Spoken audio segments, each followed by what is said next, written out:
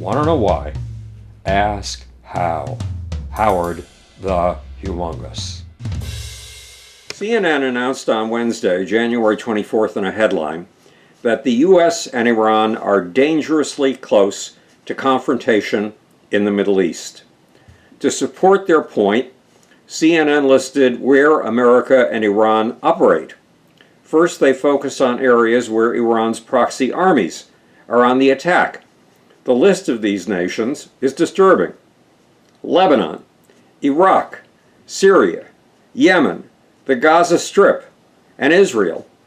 Then CNN pointed out the places where America has stationed its forces: Kuwait, where America has 13,500 troops, Qatar with 10,000, Saudi Arabia with 2,700, the UAE with 3,500, Jordan with 3,000, Turkey with 1,465, and Bahrain, the really big one, where the U.S. has its Navy's 5th Fleet and its Naval Forces Central Command. All of these American troop concentrations protect Muslim nations with oil that is vital to the world, and all are subject to attack, which makes us strong but vulnerable.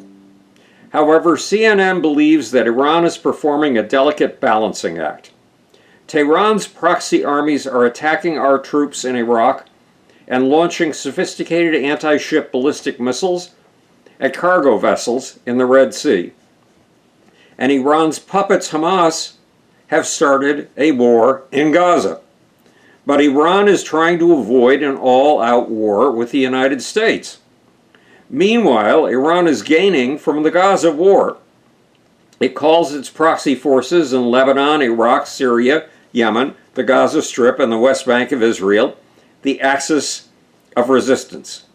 And thanks to the war in Gaza, that axis of resistance is winning praise in the Middle East. The Gaza war is also distracting Iranians from the complaints that have triggered protests in their streets about the treatment of women since the death of Mahsa Amini in September of 2022. It's distracting the Lebanese from their collapsing economy. It's distracting attention from the ongoing civil war in Syria. And it's giving the Middle East citizens two things to cheer about: the so-called heroic deeds of Iran's proxy armies in their fight against Israel and the United States, and the success of Iran's axis of resistance in rousing street demonstrations from Berlin and London to Los Angeles, demonstrations supporting Palestinian demands for the extermination of Israel and demonizing Israel.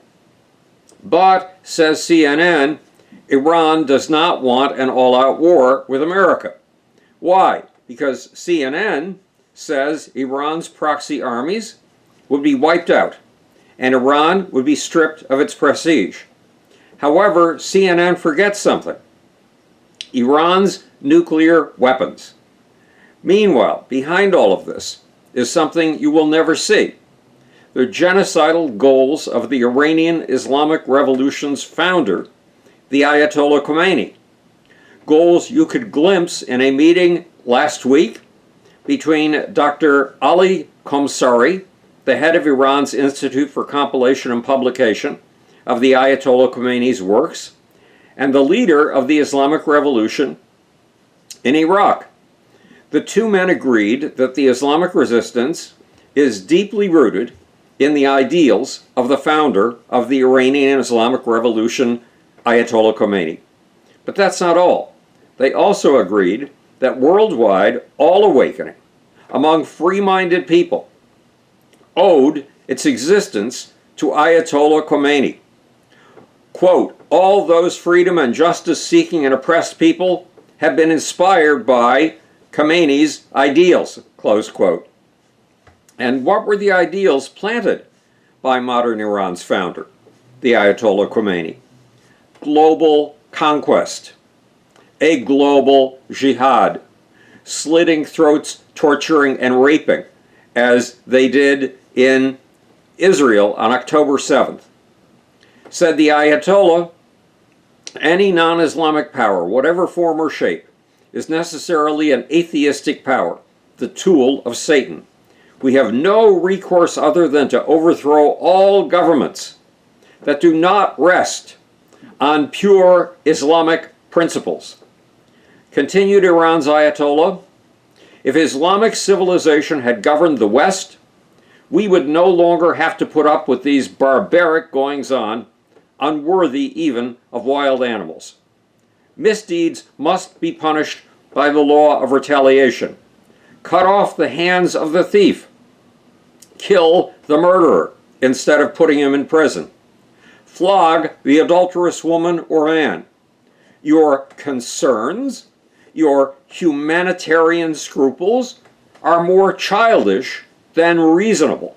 And finally, the Ayatollah declared proudly that Islam has obliterated many tribes because they were not Islamic.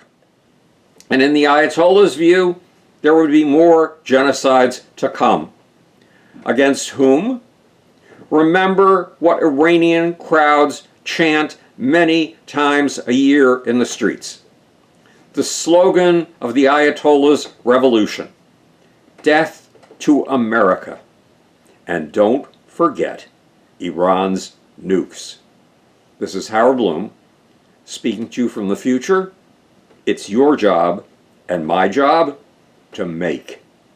Or, well, I don't know why. Ask how. And now for the off button.